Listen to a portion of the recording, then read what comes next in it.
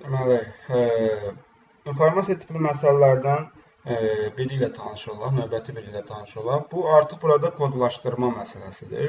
Yəni, bir məlumatın, ümumi bir məlumatın, belə deyək ki, onun sıxlaşdırılması. Tutaq ki, bizim hər hansı bir X faylımız, yəni X məlumatımız, bu, bunun ilkin həcmidir. Və bir də ki, deyir ki, sıxlaşdırma. Yəni, bir məlumatın ölçüsü kodlaşdırılan zaman sıxlaşdırıla və artırıla bilər. Sualla tanış olsaq, sualda deyir, şəbəkə ilə ötürülməzdən əvvəl verilənlər elə kodlaşdırılır ki, informasiyanın həcmi 20% artır. Yəni, bu bizim məlumatımız. Bu da ki, artıq artımdan sonraki hissəmizdir. Həcmi 20% artır. Əgər informasiyanın şəbəkə ilə ötürülmə sürəti 10 MB saniyə olarsa, ilkin həcmi də 50 MB-dir. Faylı kodlaşdırdıqdan sonra ötürmək üçün neçə saniyə tələb olunur? Diqqət edək, deyir ki, faili kodlaşdırdıqdan sonra, yəni ki, artıq bizə lazım olan həcm kodlaşdırılmadan sonraki həcm olacaq. Deməli, artıq misalın həllinə keçək. Keçək növbəti hissəyə.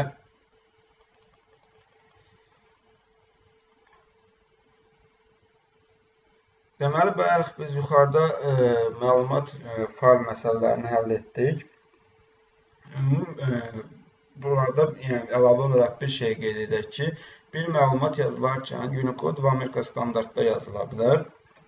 İlk öncə sualla tanış olaq. Kitabın bir səhifəsində 12 sətir, hər sətirdə 128 simvol var. Unicode kodlaşdırmasında 20 səhifə yaddaşda nə qədər yer tutar? Göründüyü kimi artıq Amerika standart olduqda Amerika standartı nəzərdən soruşulmayacaq.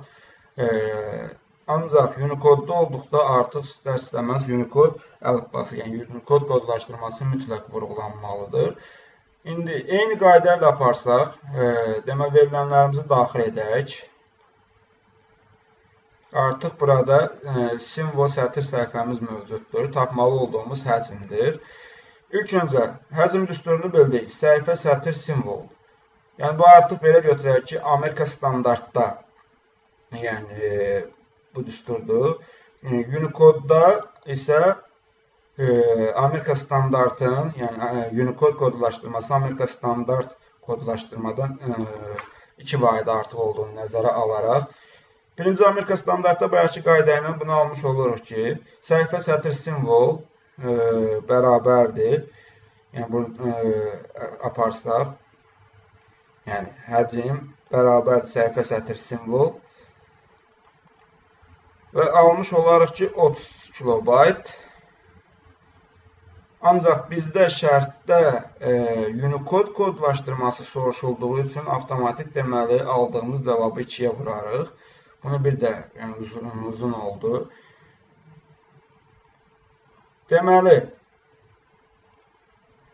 verilən bir məlumatın həcmi. İlk öncə şərtə diqqət eləməliyik ki, o məlumat Amerika standartdadır, yoxsa Unicode. Unicode olduğu zaman mütləq Unicode kodlaşdırması vurğulanır. Ancaq Amerika standartda bunu vurğulamağa ehtiyac yoxdur. Məsələnin şərtinə əsasən verilənlərimizlə tanış oluruq. Və artıq düsturumuza gəldikdə bayaq düsturu verdik, həcm. Yəni, ümumi götürdükdə bu standart olaraq Amerika standartdakı həcm bu düsturdan aparılır. Unicode-dakı həcm isə bundan əlavə olaraq, yəni Unicode hesabladıqda 2-yə vurulur. Yəni, artıq biz bunu eyni qaydayla Amerika standartda tapıb, yəni aldığımız cavabı Unicode əsasən 2-yə vura bilərik.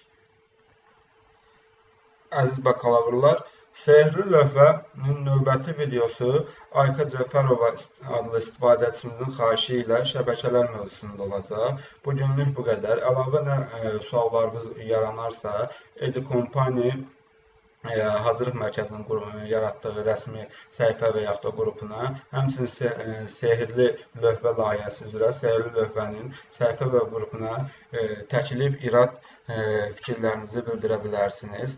Əlavə olan istifadəçilərimiz də xahiş olunur ki, artıq sehirli lövhə, yəni istədiyiniz mövzuları, sizə qaranlıq olan mövzuları sehirli lövhəni və yaxud Edu Company-nin zaman tunelinə və yaxud da inboxuna yaza bilərsiniz və biz buna uyğun olaraq ən qısa zamanda artıq sizin sualınıza, çətinliyinizə uyğun video çəkilişlərimizi aparacağıq. Təşəkkür edirəm.